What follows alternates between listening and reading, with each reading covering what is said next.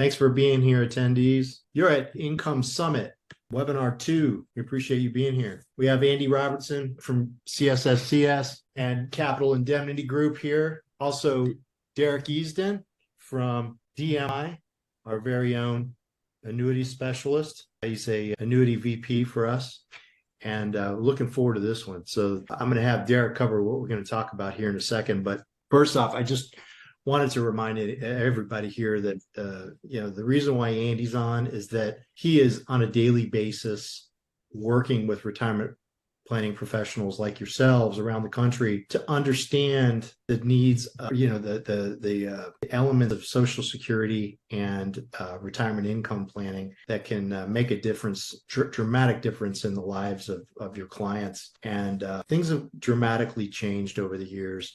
And that is what we're going to talk about today. But what I love about Andy is that he really breaks these potentially complicated topics down into very simple terms and understands how to make it meaningful to the agent or the advisor in the street. So I think, if you paid attention to Income Summit 1, you experienced that. So we're looking forward to talking about the challenges of retirement planning today. So with that, I'm going to hand it off to Derek and let Derek talk a little bit about the topic and then move it on to Andy from there. Thanks, Glenn. Yeah, I'm excited for this second round. If you missed the first one, you can go to our website and find it on our university, DMI University tab, and get caught up there. But excited to have Andy here. This topic is going to cover a lot of the challenges that we see in regards to a few different things: accumulation to distribution, and how the rules of investing have really changed.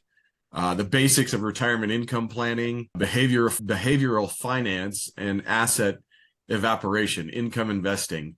And then where do RMDs fit in? So have a notepad in front of you, take some notes. We'll send out a recording of this later as well, but should be great. Andy's just a wealth of knowledge. So excited to have him.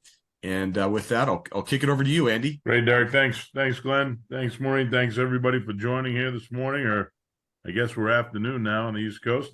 My goal today is to pick up where we left off. So in our last session, we really focused on the value of becoming a specialist and essentially how becoming a retirement income specialist can really set you apart from the competition at a time when things are changing dynamically and quickly in the financial services space. Today, I'm going to talk about the challenges that you'll come up against as somebody who really believes conceptually and philosophically in the things that I talked about the last time we were together. And I think what you'll find is ultimately when it comes to retirement income planning, there's a lot of what I'll call preconceived notions that you're kind of up against in that space. And I want to kind of, take these on one at a time. So let me know if you can't see this, Derek or Glenn or Maureen, but I'm looking at slide DMI Income Summit 2. So this is session 2. Looks good. And I'm going to focus first and foremost on growth to income. How the world changes when you transition from managing money for growth to managing money for income, and specifically how it changes for financial advisors, how you're measured on a daily basis, and ultimately how much more of a challenge that ultimately represents. We're going to talk about dollar cost averaging versus dollar cost ravaging. We're going to spend some time on what I call planning in the red zone. The red zone, as it relates to retirement income planning, is much bigger than most clients think. And as the retirement income specialist, we really want to make sure that we make them aware of that and use that as a way to set ourselves apart from the competition. And then last but not least, a number of the things Derek mentioned, I'll cover under the topic of theory versus practice. I'm a big believer that a lot of things sound really good when it comes to financial planning. They sound really good in theory, but when you put them to the test in practice, they really just don't stand the test of time. And that's okay, because that's really where the opportunity is to help people see that if they look at things slightly differently through a different lens, they can end up in a significantly better place. And we can show them that in a practical and quantitative way. Hey, Andy, to stop you, but I just wanted to mention real quick that everybody use the chat and Q&A function as always, okay? I didn't mention that at the top, but we will stop to answer questions as we can, okay? All right. Thank you very much. Great. Thanks, Ian. All right. So the biggest challenge you'll come up against during the transition from your book going from mostly accumulation income is really, kind of how you're measured. So right now you're measured based upon performance, right? If you've got a lot of clients in the accumulation space, they're looking at performance and specifically, and typically they're looking at annual statements and how they change, or maybe even quarterly statements and how they change year over year. And the measuring stick is ultimately the numbers, right? So what did the numbers look like last year versus what do they look like this year? And ultimately, if the experience they're having is, they're seeing a positive increase, an uptick, if you will, an up market, then they're happy. If it's a down market, then maybe you've got some challenges. But at the end of the day, all things being equal, as long as you earn enough to cover your fees, you're going to see a positive impact year over year on somebody's statement, right? And I'm not talking about qualified plans or employer-sponsored plans where they're still contributing. I'm talking about the assets that you have under your control now that are in the growth, they're in growth mode, and ultimately you're charging some kind of a fee. So I'm using 2% as an all-in number. If you generate at least enough earnings to cover your fee, you're probably in pretty good shape more often than not. The point I like to make is that threshold from a performance perspective is pretty low. Even if I say the fee is all in 2%, which might be a big number for some, that's still a pretty low bar to see a year-over-year positive impact and keep your clients happy. But what about when we go to income? Well, how you're measured completely changes, right?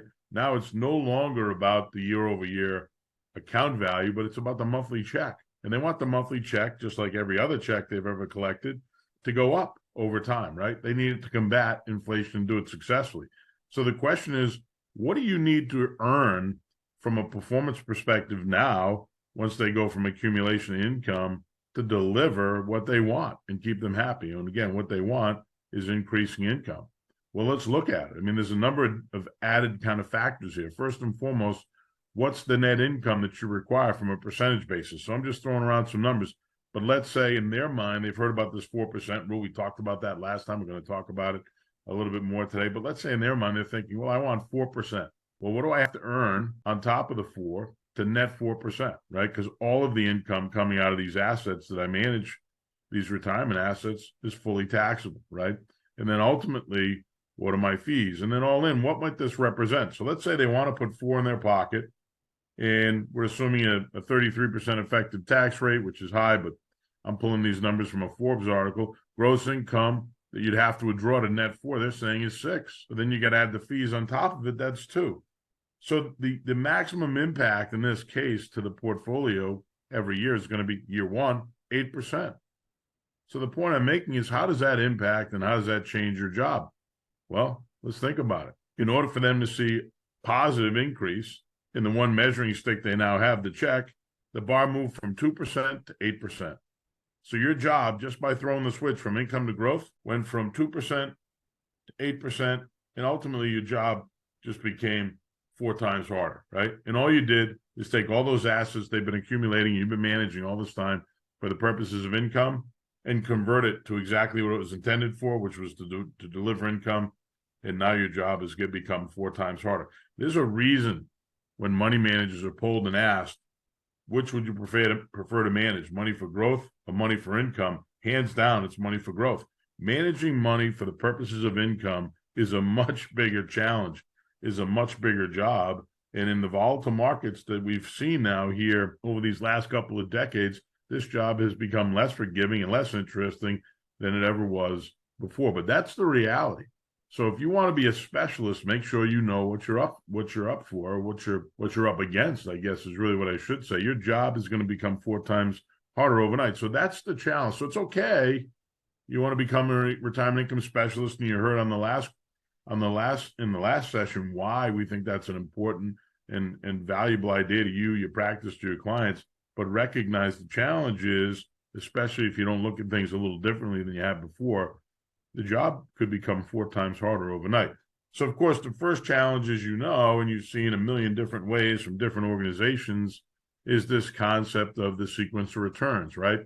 So in the accumulation phase, it's always about average annual returns, asset allocation, staying invested, and really the order in which the returns happen, it doesn't matter, right? If I invest $100,000 today, as long as I have the same results, even if they come in a different sequence, as we're showing here, there's no difference, right? At age 65, we've got $684,000, right? So we're starting out with 100,000 at 40, right? 25 years later, regardless of the sequence, if we average 8%, we both end up with $600 and call it $85,000. But obviously, when we transition from growth to income, sequence matters big time, right? So now we take that same look.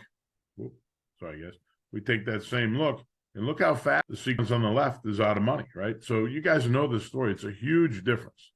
So once you convert from growth to income, sequence of returns is everything, right?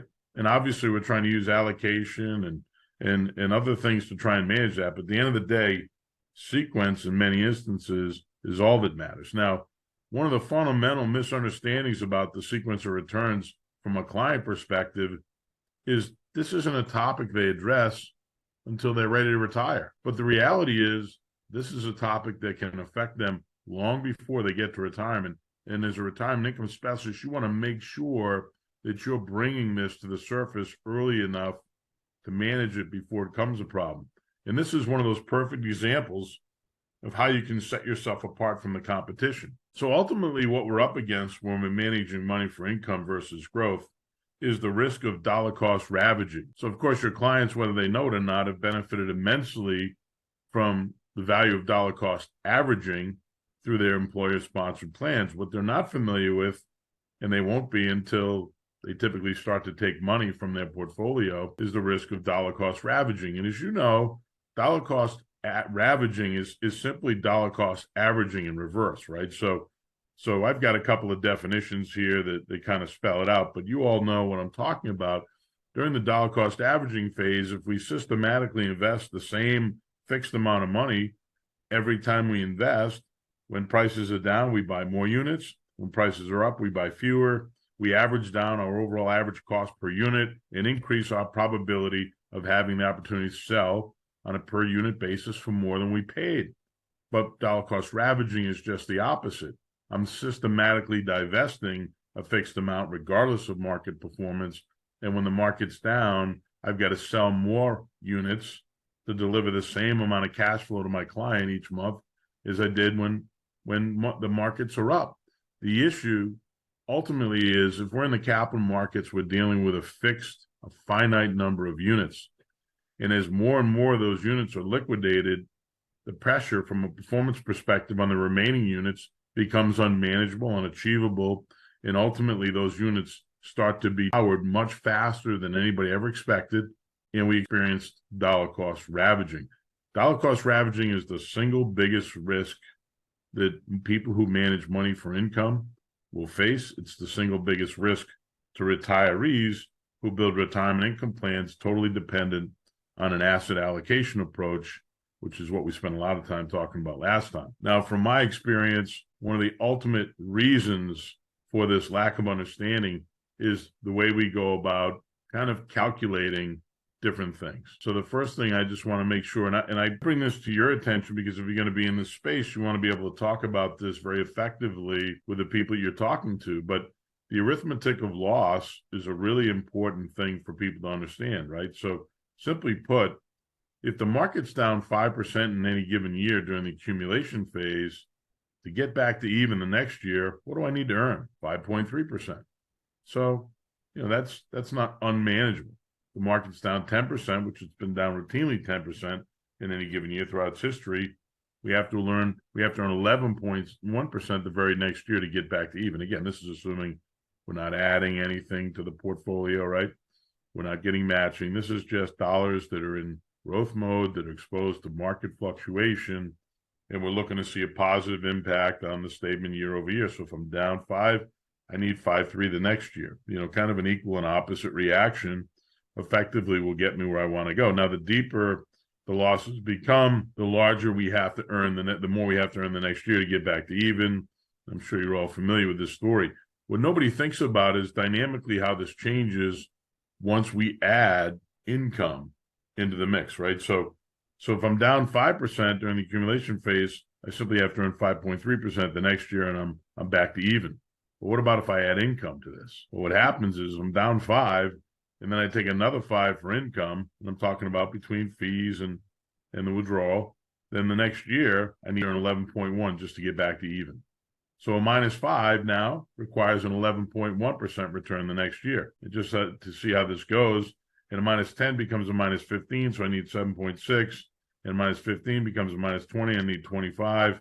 But every one of these numbers assumes that the very next year, my only objective is to get back to even. Well, what if during the next year I was also needing to take income from the same portfolio? How does that change? You kind of see how this really becomes unmanageable very quickly. Now, we're talking about losses on the right here that aren't very ordinary, right? But even a 10% loss, which most would agree is kind of a routine, at a 5% distribution between income and fees, the very next year, I need to get at least a 17.6% in the market. Well, my portfolio value year over year is going to be down. And that assumes I'm not taking any additional income. But if I'm in the income phase, of course, I'm not going to stop taking income. So what happens? Well, it gets worse, right? I need even more than that. I need much more than that. So I need another 5% on top of the 17.6 in that second year to provide both the income and get back to even. So now a -10 in my example right here, a -10, add 5 to the 17.6. You need a 22.6 to get back to even and get the income you need.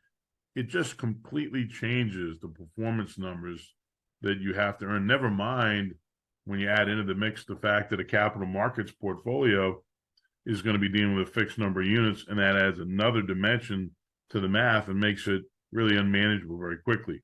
Now, as I mentioned earlier, most people, when they think about dollar cost ravaging and they think about the sequence of returns, they think of what I'll call the danger zone. They think the danger zone is the first 10 years, if you will, between when you retire, right? In those first 10 years, that's the time you can least afford to have a bad sequence. And while that's true, it's not necessarily true that the danger zone only comes into focus or into consideration when you reach your retirement age. It actually comes into play when you get within 10 years of your retirement. So if we're talking about someone with a age 65 kind of target retirement date, they really need to start thinking about the risks of the sequence of returns and dollar cost ravaging at 55, 10 years before they're actually at retirement age.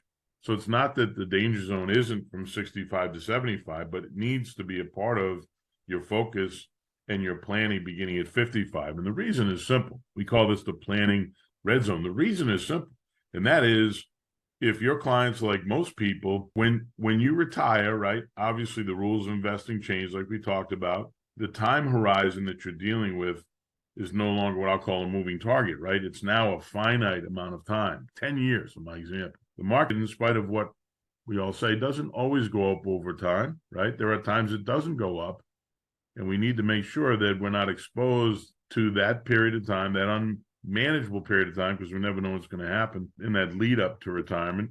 And averages are really irrelevant, right? It's the sequence in which the returns come, and the real returns are all that matter.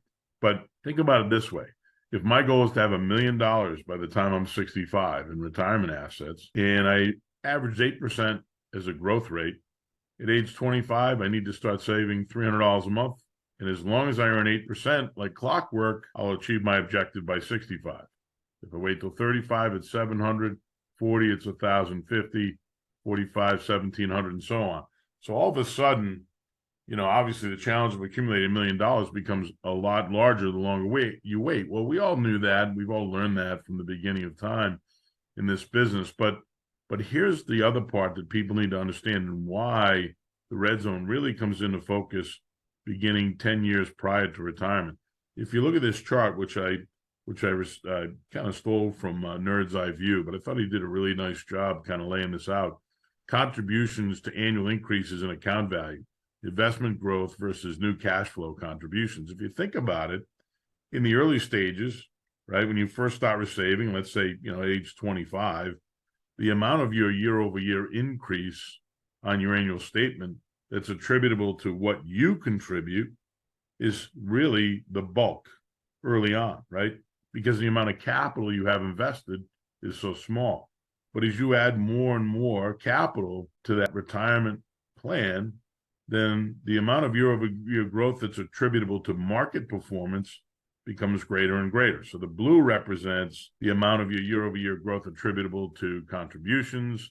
The red represents the amount attributable to performance. So as you contribute more and more and your account value grows 20 years out, 25 years out, 30 years out, the amount of money that you're gaining year over year attributable to performance becomes far greater than the amount attributable to your contributions. And what that means is the sequence of returns that you experience becomes that much more critical, right? The performance numbers that you receive and the order in which you receive them plays a critical role in whether or not you achieve your objectives. So again, everything looks great. If you earn 8% like clockwork, beginning at 25, you save $300 a month. Over the next 40 years, you achieve your $1 million. But that's not the way it always goes. More importantly, once you get within 5 years of that target date, in this example, age 65, as you just saw a moment ago, performance is everything, right? So it's not the contributions, it's not the $300 a month that's going to drive whether or not you achieve this objective. It's the performance. And 8% like clockwork is not how things go. Ultimately, what people need to have happen between 55 and 65, when you really scrutinize the numbers, is they need a double, right? They have almost $500,000 at 55, right? We've got on this vertical axis here, we've got 400, 600. So they're right around $500,000 at 55. To get to $1 million by the time they attain age 65, they need a double. So they need this account value to double. It's not going to add $500,000 to that account value by adding $300 a month over those last 10 years. It's all about performance. And the reality is, if you have a bad decade first and a good last decade from a sequence perspective, you easily meet your objectives. But if you have a good sequence first and a bad sequence during that last decade, you have a problem, right? And these two lines show clearly how easy it is for somebody's portfolio to get derailed as a result of a bad sequence and totally change the outcome of their plan. So a successful retirement plan depends on a whole host of things, but most importantly, it depends on reaching your total savings goal and reaching that goal by your target retirement date, in this case, 65. If you don't achieve the retirement goal that you seek, then you're going to find yourself in a very difficult situation. We talked about this last time. There's a reason, according to the academics, that 77% of Americans are not on pace to meet their retirement savings targets. Now, as we talked about last time, the academics would have you believe it's because Americans are crummy savers, but that's hardly the only reason. It's a possible reason. The other reason might be, as you saw firsthand last time, the way they go about planning, the type of planning the advisor engages in. Are they a specialist or a generalist?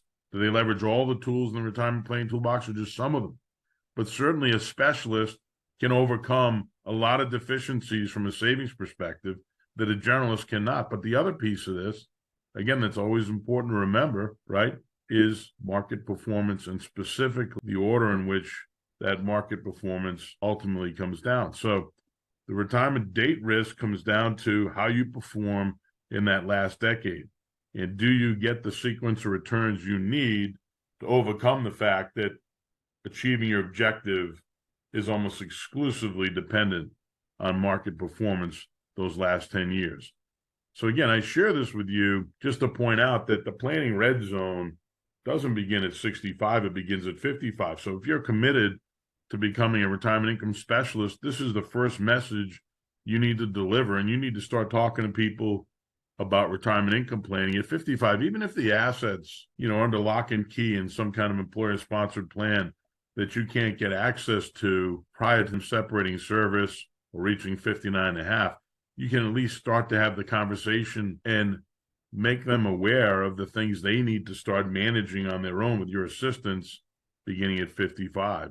So they don't find themselves at 65 in a position that could have been avoided had they been working with a specialist and working with somebody like you. So again, if you look at all of these scenarios side by side, bad first decade, good last decade, everything's great. Good first decade, bad last decade, not so much. But what most people base their assumptions on when it comes to the future value of their retirement account is an average. And the average looks great if you earn 8% like clockwork. Of course, the only issue there is it's really not 8% interest on their money, right? It's an 8% average over time, and the 8% represents increases and decreases in price. And this is where the confusion lies. This is where the education is critical to help people understand that they simply don't know what they don't know, and to wait until 65 to find out that you weren't clear on what the measurement was you should be using and the tools you need to focus on to make sure you never found yourself in a bad spot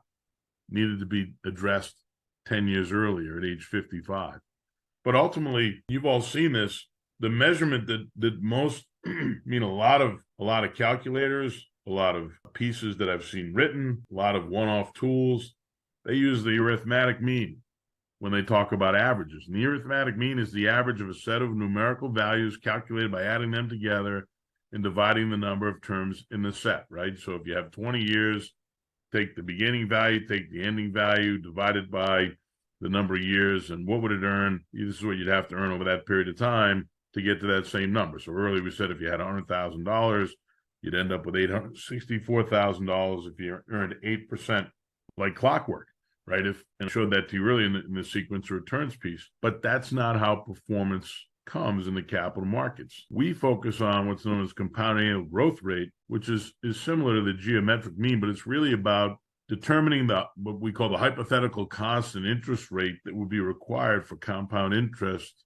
to turn a given present value into a given future value in a set amount of time. So for what it's worth, just to give you some perspective on how this might work out, I have a simple planning tool that I developed that when I compare different periods of time in the market and the performance that the value of accounts beginning at this period, ending at that period during the market, I can convert it back to what is, essentially the arithmetic mean, the equivalent arithmetic mean that I would have had to earn to end up in the same place. And I've got one that I've done here recently that looks at the markets over the last 25 years. And when you look at the actual compound annual growth rate, it's about 3%.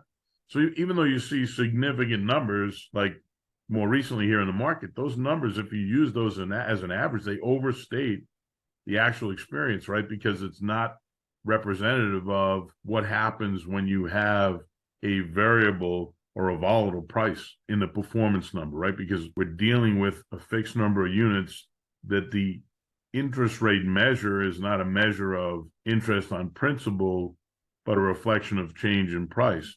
So we always talk about compound annual growth rates and show those numbers so people understand, what that means. For instance, if you looked at compound annual growth rate over the history of the market and you compare the arithmetic mean versus the compound annual growth rate, you're talking roughly about a 20% difference. Compound annual growth rate is on average 20% lower. Of course, this is not making any assumption for fees, but the point is the reason people misunderstand and misproject when they try and do this on their own is they're using a simple average like the arithmetic mean rather than something like the compound annual growth rate, and their expectations are out of line and they don't make any assumption for the impact that volatility can have on the long-term possibilities for their retirement income plan, whether or not they meet, at least initially, their retirement savings goals. So all this is to say and lead up to initial safe withdrawal rates. So we talked about initial safe withdrawal rates last time, and initial safe withdrawal rates were brought to us by really what I call people who are a lot smarter than me.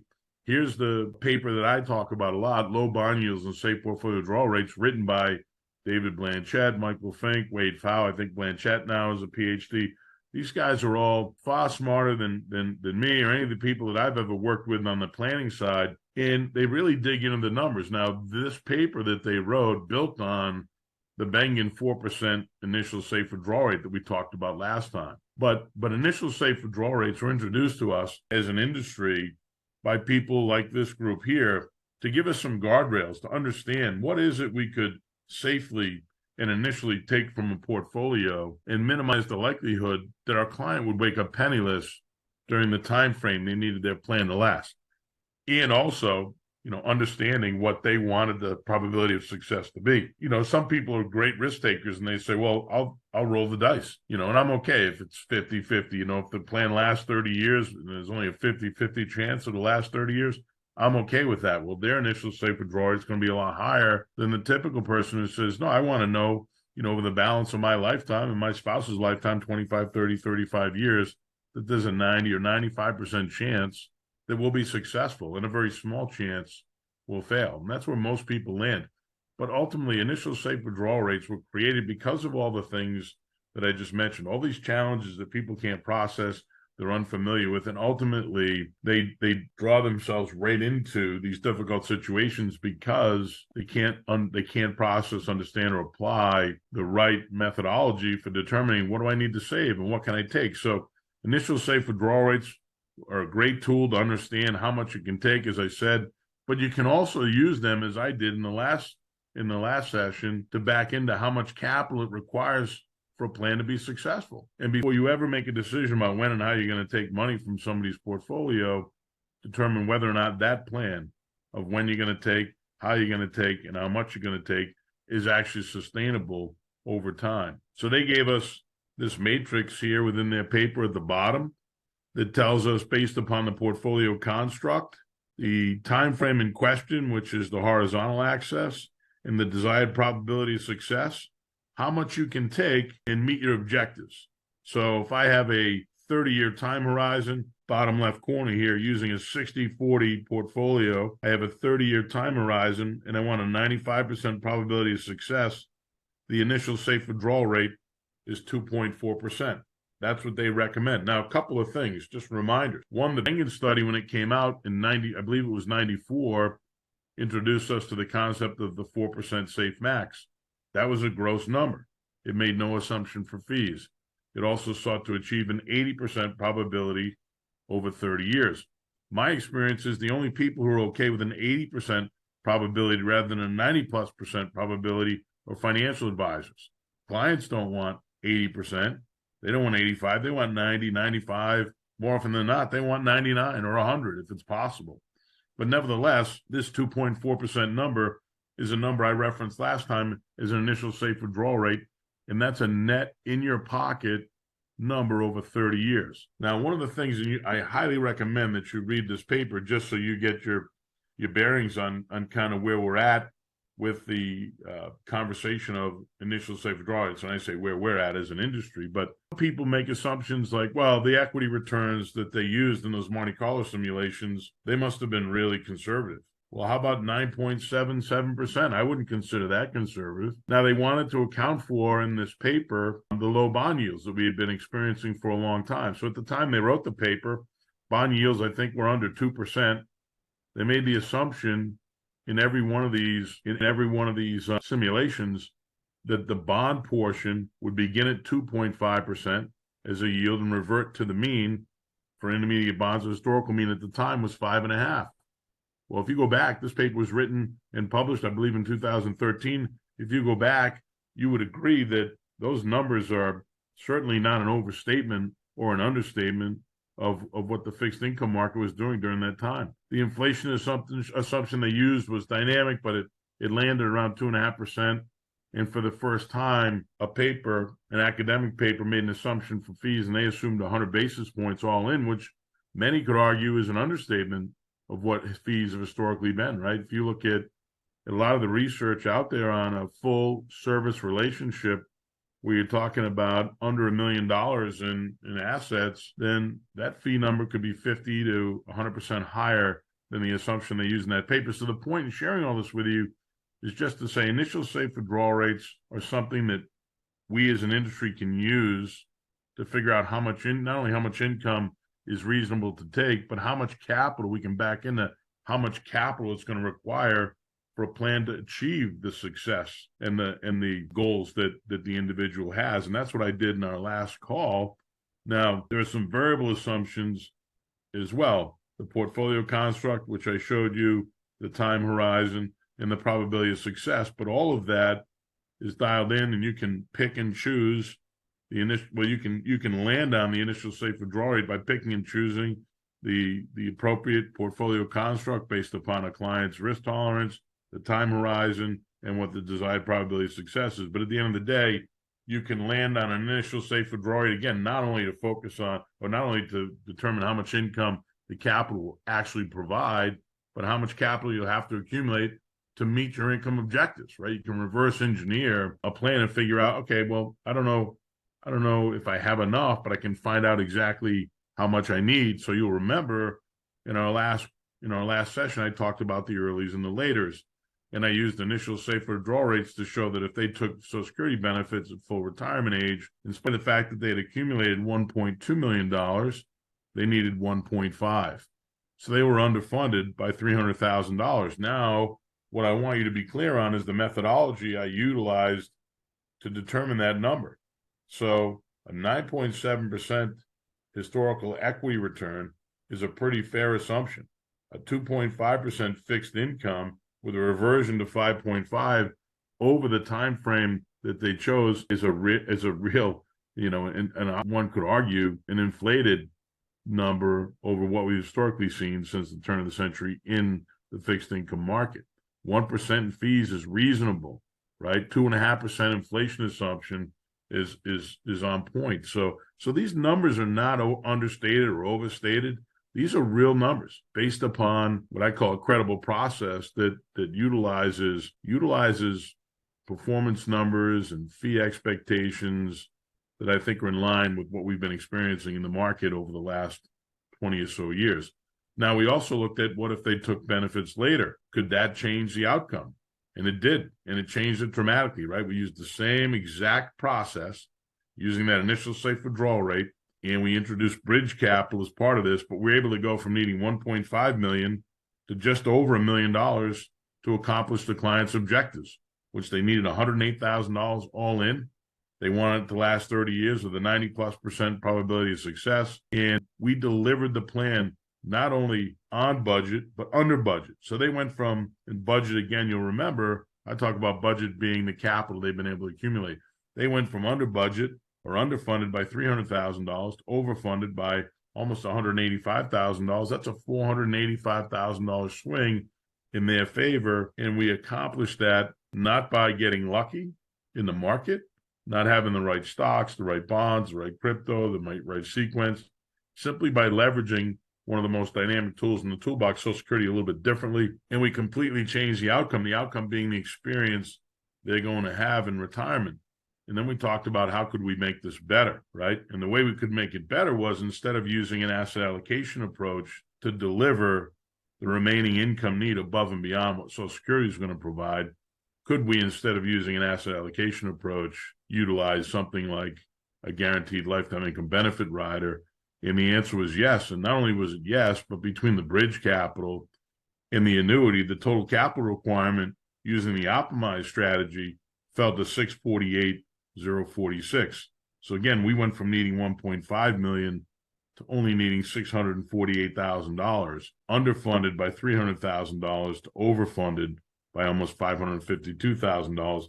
That's an $852,000 swing in the client's favor. And again, none of it was dependent on market timing, sequence of returns, any of it. It all came down to just being better at leveraging all the tools in the toolbox and being able to quantify the impact that strategy can have on the client's overall retirement experience. So obviously, if I go from underfunded by $300,000 to overfunded by $552,000, then yeah, I'm going to have an entirely different experience in retirement. And it's going to happen because the specialist I'm working with is not ignoring some of the most dynamic tools like Social Security and like the leverage you get from a lifetime income benefit rider. And the benefit to the client is undeniable and, as I've said many times, totally quantifiable. So to be clear, asset allocation is the equivalent of self-insuring. So this is a page from the software platform that I've developed. And I just want to draw your attention down here to this section.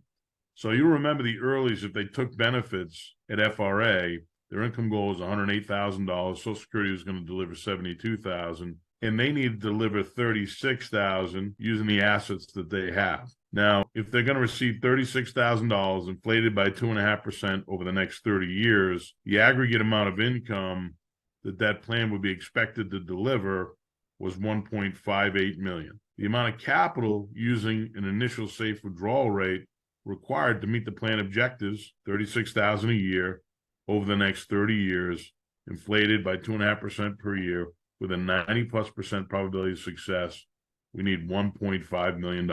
So to be clear, out of the $1,580,497 that plan is expected to deliver over 30 years, we need $1.5 million on hand day one for that plan to achieve the 90+% probability of success we seek. Or put another way, we need 95 cents of every dollar on hand day one to achieve our objectives. That's about as close to fully self-insured as you can get. And the reason you need that much capital is because of the inherent risk in the capital markets, period.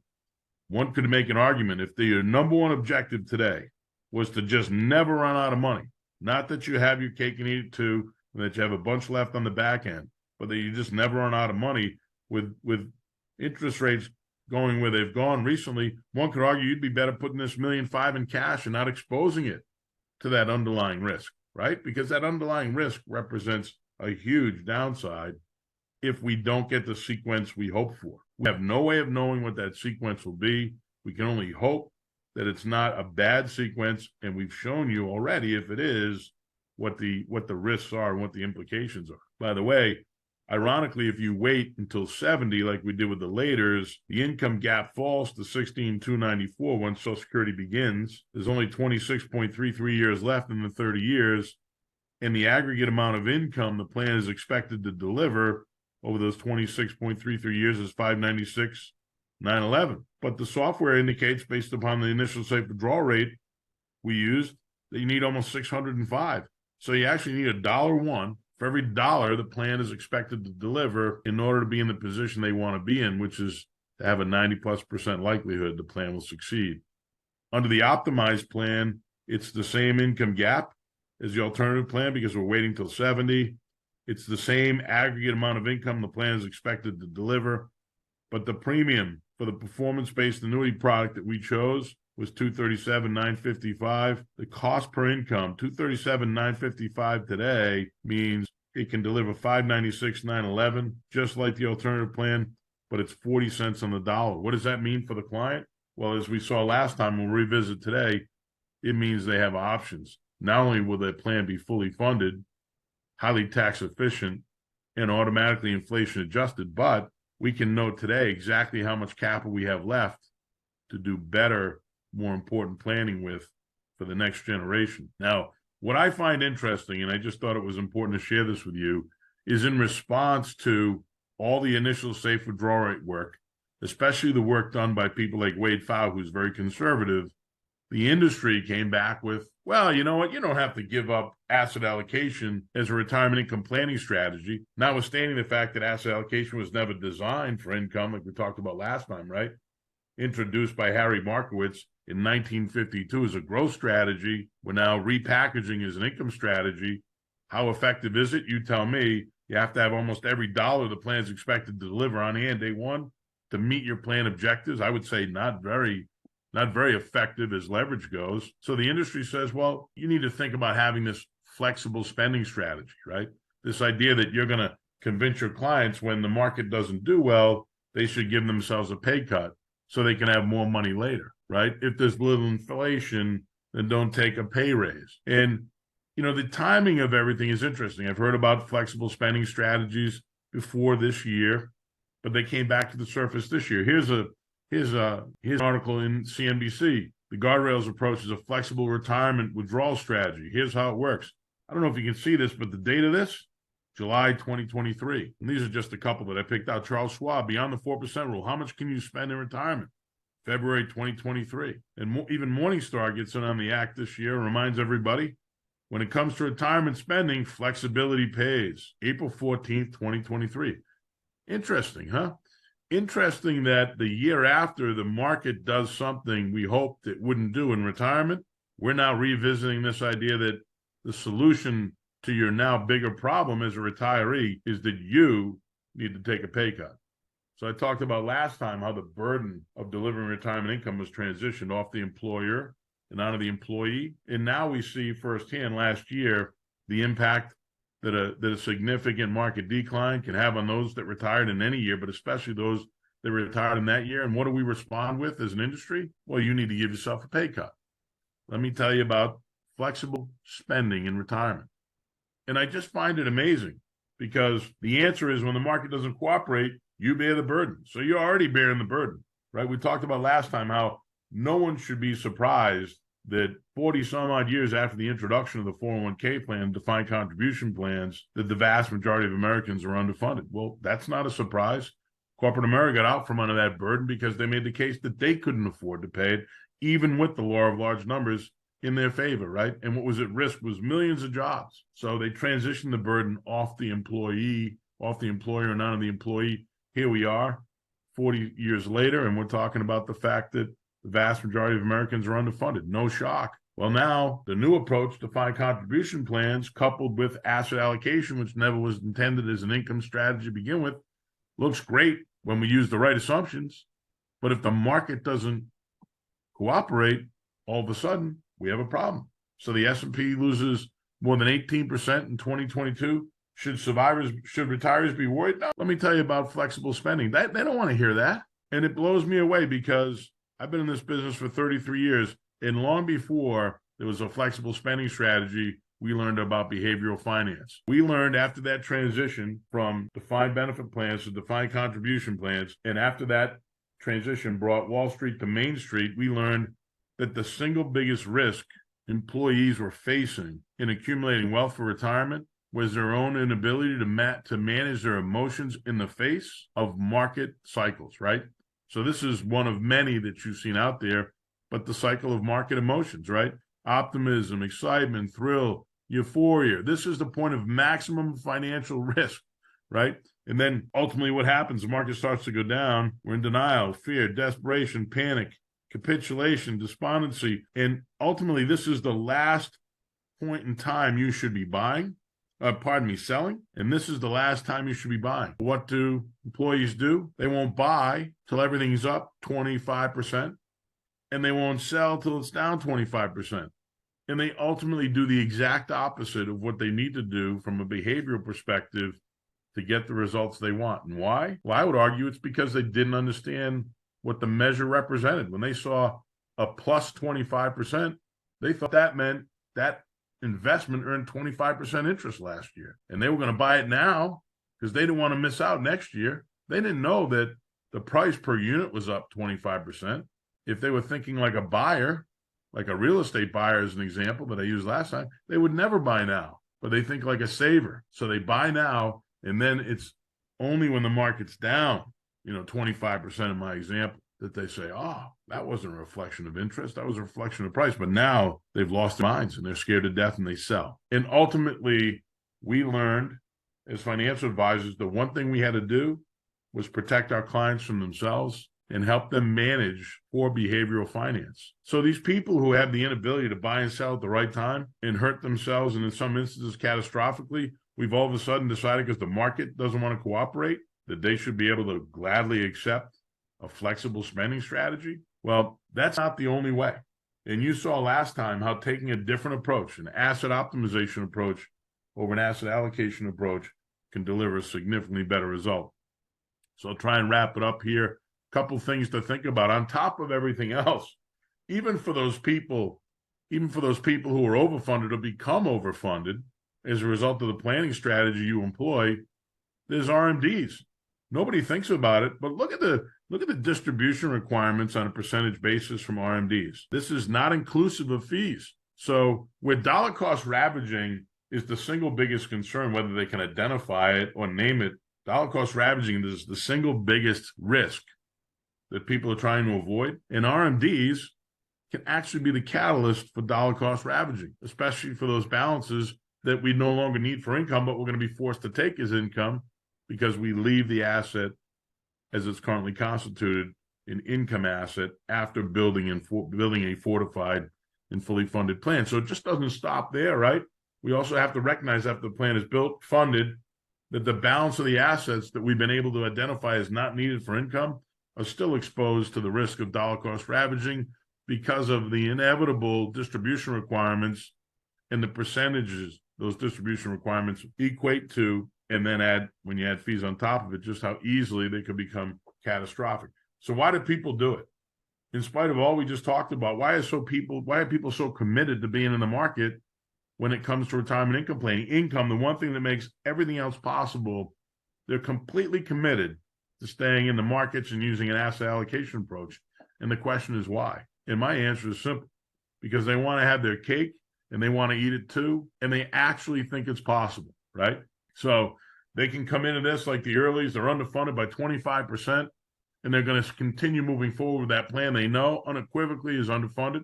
They know the probability of success is nowhere near 90 or 95%. It's probably more like 60%, which means there's a 40% chance you wake up with nothing. But they move forward anyway, not because they're thinking clearly, right?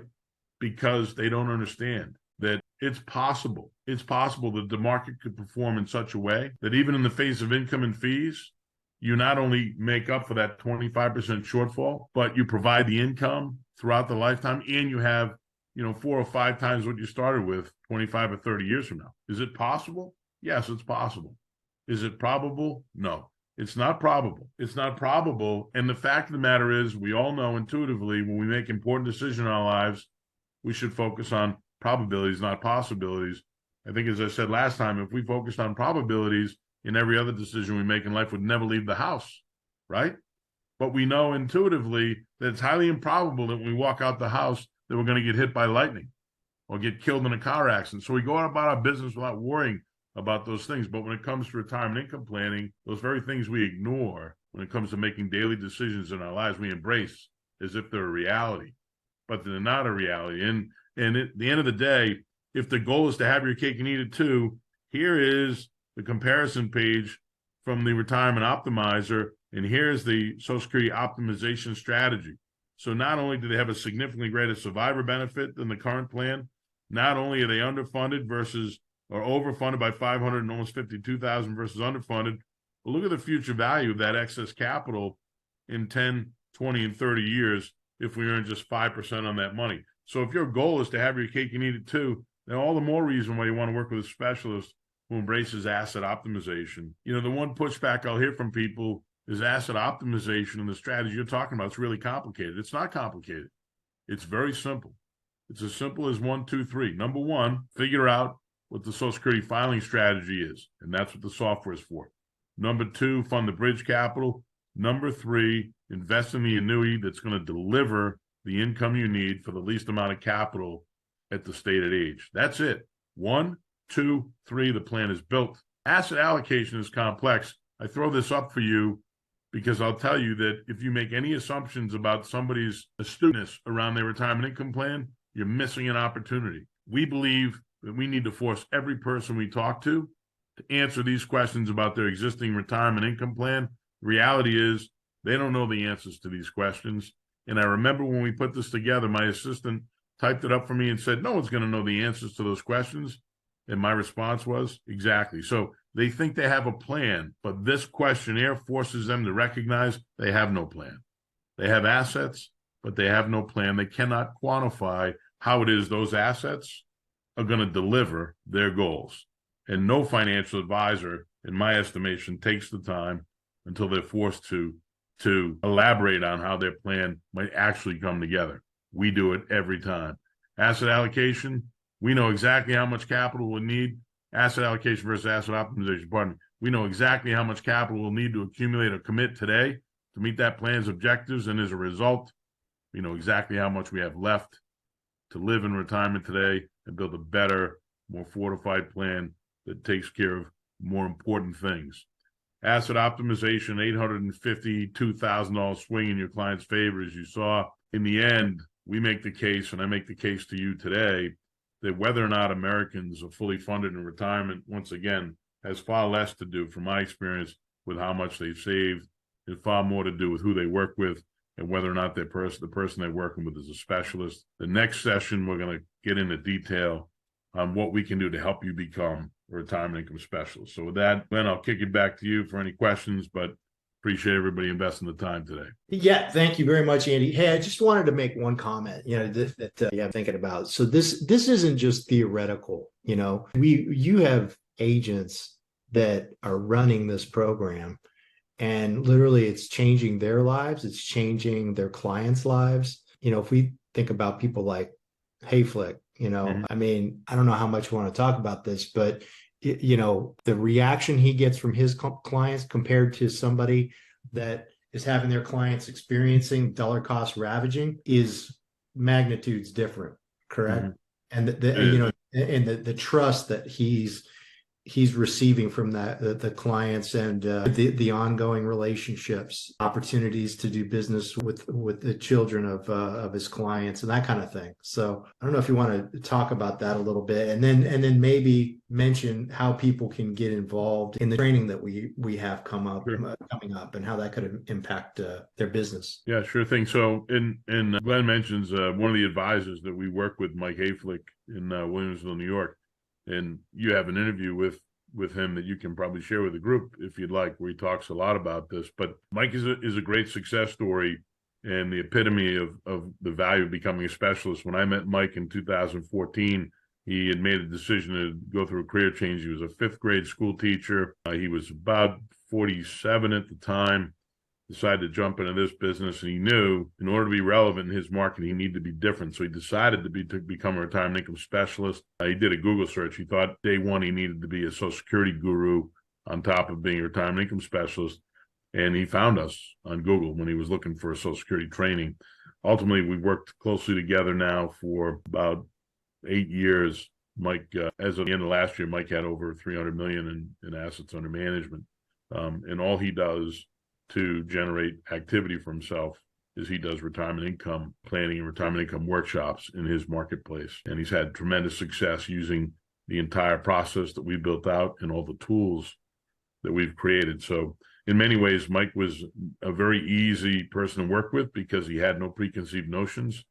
He was very coachable, and the results speak for themselves. But his clients, I don't know that anybody gets more referrals than any other advisor that we are familiar with gets more referrals than Mike, simply because, the impact he's having and quantifying for people on their retirement is so profound that they're telling everybody they know they should work with, or at least talk to Mike before they make any decisions. So, but he's a great example, and one of many that, really shows how, as Glenn said, not only can becoming a specialist have an impact on you, but the impact it has on your client, your practice. You talk about, a gratifying kind of experience and practice. And I would make the case, and I do to Mike all the time, that in the end, his practice is going to be worth significantly more than somebody who doesn't engage in the type of work we're doing, because at some point, I truly believe that the mergers and acquisitions community is going to recognize that, $300 million in assets, where the bulk of it is qualified assets built on asset allocation, and an asset allocation approach at the end of the day is going to lead to dollar cost ravaging across the entire practice. And ultimately, you're overpaying for those assets when you can purchase a practice like Mike's, where they've used asset optimization to not only build a better, more fortified plan, but to build a practice that's growing in the face of clients taking income. So hopefully that helps. And as far as training goes, so what we're going through this past session and today's session is really a build up to, if you want to become a specialist, how do you get there? And together with DMI, we built a turnkey package that mirrors exactly what people like Mike and the process they've gone through to get where they are. And step one for me is the educational process, which you're going through now. And the next step would be to attend the CS class, become a Social Security, I don't want to say an expert, because I think that's probably a little aggressive, but if you want to face off with the retirement or the pre-retirement community successfully, which are all boomers at this point, you have to have a level of knowledge that indicates that you know something they don't. They're going to turn to Google before they turn to you, and they're going to do that if they think that you don't have the skill set to bring something to them they can't get for free somewhere else. And getting certified in Social Security claiming strategy is that first step. So hopefully, Glenn, that kind of touches on my part. Yeah. Well, that certification, it does give them access to a specialist. I would consider you to be a specialist, Andy. Yeah, I said expert. Sorry, but definitely a All specialist. right. I agree. I'm sorry. Yeah. So and I pulled up our DMI University webinar calendar. So on December 6th, we have another CSSCS certification for Social Security claiming strategies class coming up, and that includes training on the Athene Retirement Optimizer software, which is it's a small part of the program. I think really to be able to use the software, you also have to understand all the strategies and Social Security to at least some level, and not quite the level Andy understands it, but you got to begin to approach some understanding. And that was actually one of our questions is, how do we get access to the software that Andy's using? ARO is one of those softwares. Then also Andy's got a ton of spreadsheet calculators that he's done. And really, I think you've also got other calculators as well that we can't really talk about on this call. But getting access to Andy and CSSCS can be a big boon to your business. So, I would just remind everybody to join the next summit meeting and then get signed up early for the CSSCS class because you want to go through your books and that kind of thing. So you're going to get online access to the curriculum, but you'll also get a printed book sent to you as well.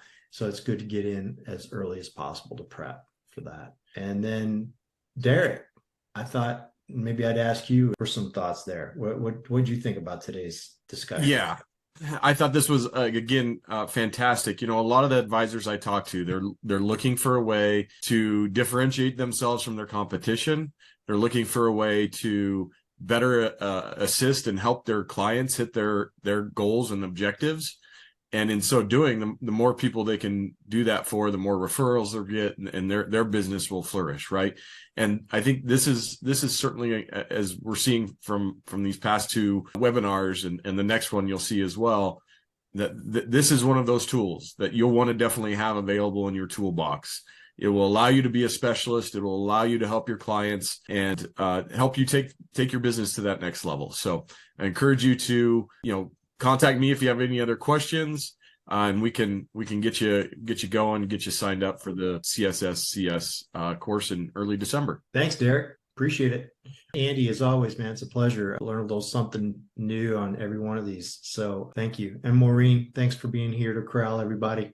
And appreciate the engagement today, folks from the audience. Reach out to Derek with any questions, and he'll be sure to get back to you quickly. So look forward to seeing y'all on the next one, webinar series session 3, and hopefully see you at the next CSSCS training. Thanks, guys. Appreciate it. Thank you. Thanks, guys. Have a great day. Bye-bye. Yeah.